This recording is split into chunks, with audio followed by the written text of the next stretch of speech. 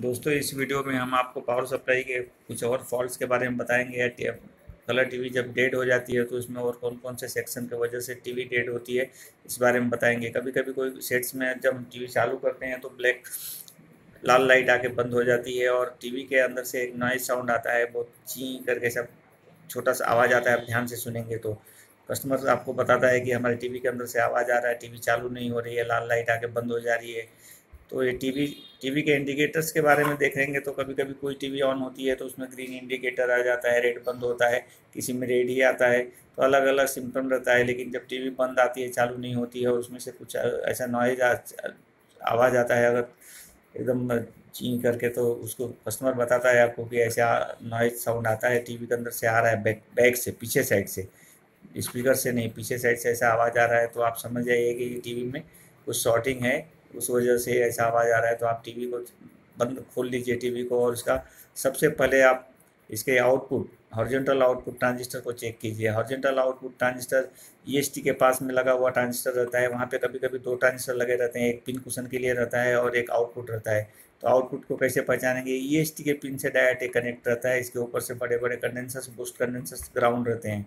और कभी भी आप देखेंगे तो ईएसटी के पास जो बड़ा हीट सिंक लगा रहता है उसी पे आउटपुट लगता है। कभी छोटे साइज में रहता है, कभी ये बड़े साइज में रहता है। इसी को आप इसके कलेक्टर बेस एमीटर को ओपन करके आप पहले सर्किट में चेक कर लेंगे तो वो शॉर्ट ही ज़्यादा करके वही ट्रांजिस्टर शॉर्ट होता है, इसे ये नॉइज आता है। या फिर 110 वोल्ट जो एसएनपीएस से निकलता है वो डायोड शॉर्ट होने से भी कभी कभी आवाज़ आता है। लेकिन ज़्यादा करके आउटपुट शॉर्ट होने से ही आवाज़ आता है। अगर आउटपुट आपका शॉर्ट है तो आप पहले क्या कीजिए कि उसके से बल्ब कलेक्टर से ग्राउंड करके एक 100 का बल्ब लगा दीजिए और चालू करके देखिए कि वहाँ पे वोल्टेज कितना आ रहा है। ये देखना बहुत ज़रूरी है क्योंकि ये ट्रांजिस्टर ऐसे बहुत कम जाता है, कभी कभी पावर फ्लैक्चुएशन की वजह से जाता है। ऐसा फॉल्ट बहुत कम बार मिलता है कि खाली ट्रांजिस्टर डाल देते हैं और चालू हो जाए और टीवी ओके चले। तो आप वहाँ पे अगर खाली ट्रांजिस्टर भी ख़राब है तो हम चेक करेंगे वहाँ पे कि पावर सप्लाई बड़ी तो नहीं है ना। तो एक 100 का बल्ब हम कलेक्टर से ग्राउंड कर देंगे वहाँ से और देखेंगे कि वहाँ पे वोल्टेज कितना आ रहा है।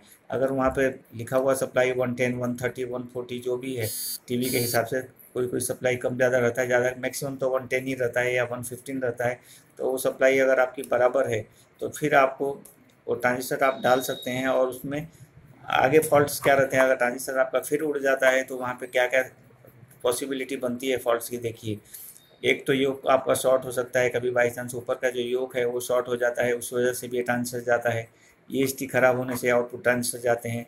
तीसरा फॉल्ट होता है इसके ऊपर से जो कैपेसिटर ग्राउंड्स रहते हैं वो बूस्ट कंडेंसर्स बोलते हैं उसको, जो 2 kV में रहते हैं। वैल्यू अलग हो सकती है सबकी, कुछ 0.022 हो सकती है, 0.047 या कुछ 0.00 कुछ भी। वहाँ पे जो 2 kV में रहते हैं कैपेसिटर्स, ये कंडेंसर आपको चेंज करना है। इसको चेक करके नहीं काम चलता है, इसको आप चेंज करेंगे, कंडेंसर चेंज कर देंगे और फिर आप सीरीज में पहले चालू करके टीवी को देखेंगे। कभी कभी ईएसटी ख़राब होती है, एलजी वगैरह में तो ज़्यादा करके ईएसटी जाने के बाद ही वो आउटपुट ख़राब होता है। बहुत से टीवी में इसके वजह से ही ख़राब होता है। बरसात के सीज़न में कभी कभी ऊपर कैप जो लगाते हैं हम ट्यूब पे, 25 kV का सबसे ऊपर जो कैप लगता है, वो कैप फटने से, स्पार्क होने से भी ये ट्रांजिस्टर जाते हैं। अगर कैप कैप के यहाँ से स्पार्क वगैरह का आपको कुछ दिखे, सिम्टम दिखे, तो वहाँ पे आप एनावंड करके ट्यूब आती है वो लगा सकते हैं, कैप को चेंज कर सकते हैं आप। बरसात के सीज़न में तो ये कॉमन फॉल्ट है कि कैप वगैरह कैप ख़राब होती है, सीआरटी बेस ख़राब होते हैं, या स्पार्किंग की वजह से भी ये ट्रांजिस्टर उड़ जाते हैं। कभी कभी ईएसटी पंचर हो जाती है, बस्ट हो जाती है, उसकी वजह से ट्रांजिस्टर जाते हैं।